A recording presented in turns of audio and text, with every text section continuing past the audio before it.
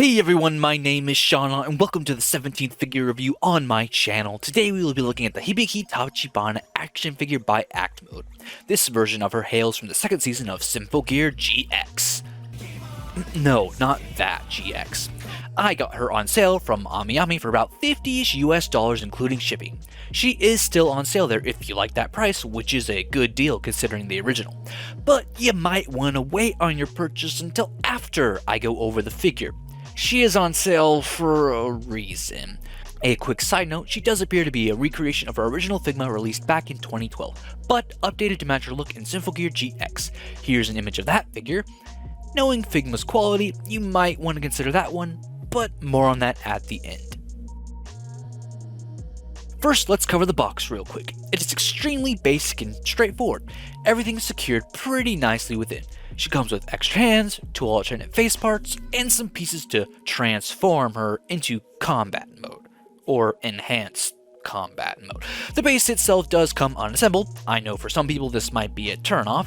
I do recommend you own a good pair of metal nippers and a sharp hobby knife to build it. If you think you can get away with posing her without the stand, well, you're not wrong, but good luck. Also, I'm assuming this stand is a standardized kit sort of thing act mode includes with all their figures, so you don't use all the pieces. Let's get right into the main event. Hibiki Tachibana looks great and faithful to her anime self. The colors are vibrant and the sculpting is great. The painting looks good enough. Some weird inconsistencies and it can chip pretty easily in some places, but those face plates, very clean and well done. Overall, she looks good, but she's an action figure, not a scale figure. So let's get into her posability. The neck has some good movement here on a ball joint that is limited though by her awkward hairstyle and those large shoulder spikes. Because of that, she can't look up that much unless you pose it in a weird way. Her shoulder joints are probably the best ones on the whole figure, full rotation and they hold tightly. Her elbows are a bit loose but hold their poses well enough, and a simple swivel and bend at the wrist. She has a really tight upper body joint here that can be used but is very tight and limited, but better than nothing. And she has a ball joint connecting her upper body to her legs. Nothing great here, but is much better than having nothing. Now, this is where the figure falls apart. Not literally, but yeah, thanks to her skirt, her hips don't have a lot of room to move around. They can move back plenty far, which I appreciate. And if you angle them toward the middle, you can lift them up a bit more. Not bad, but a little more limiting than I would have liked. But who do I blame? The people who made the figure or the character designer? I am new to action figures, so maybe this was inevitable. Maybe it could have been fixed. If it is inevitable, then oh no. Yes, I will be collecting them all, but more on that at the end. Back to Hibiki. Skirt limitations aside, the more pressing issue here is how loose her legs are. They are just tight enough to hold poses. Thank you very much though, I will say. But loose enough to where she can be annoying to pose in the first place. She doesn't pass the shake test in this area. They flop around but are still tight enough that I can't be too hard on her. And finally, the ankle joint is there, but again, very limited thanks to her armor design. If you finagle with the joint a bit, you can get a medium good ankle pivot though. Here are some clips of me posing her to show you the pros and cons in action.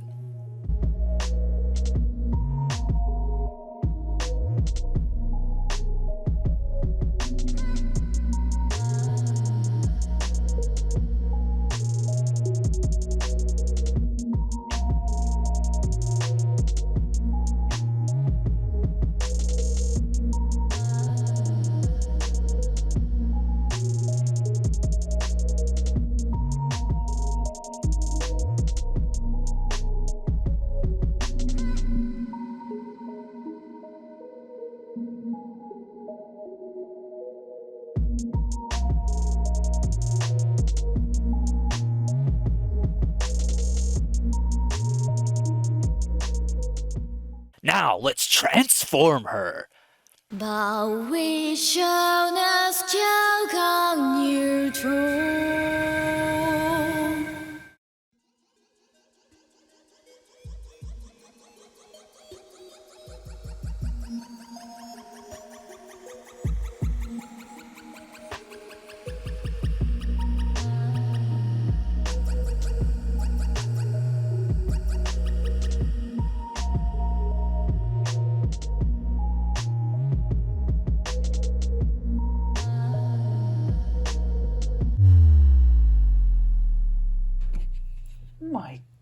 polish.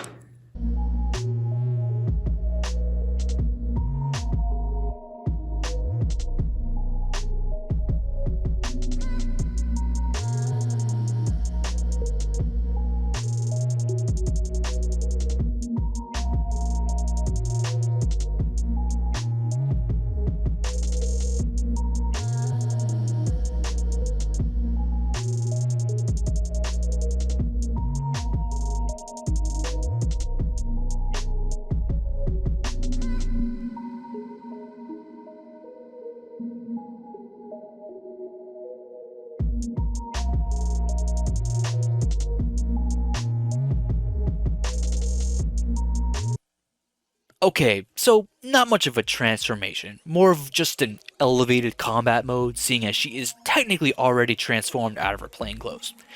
Either way, this mode adds some extra power and cool factor to her, but it sacrifices some major posability in her arms. These giant piston puncher things are cool, but just look at how much it limits her arm movement now. The scarves are just as cool too, but are a pain to keep attached, but will hold most poses once you do get them in. These calf accents are falling apart already, which is technically okay, cause I have the glue to fix them. It's just frustrating since she is an action figure that shouldn't require any gluing out of the box. This piece that attaches to her back falls out too easily, her bangs that hold her faceplates in is really loose, and yeah. Because of all these cons, you're going to have a bit of an annoying struggle before you get her into your desired pose. But in the end, as I said before, she is tight enough that she will hold the pose and look good doing it. Plus, the stand is really good and tight.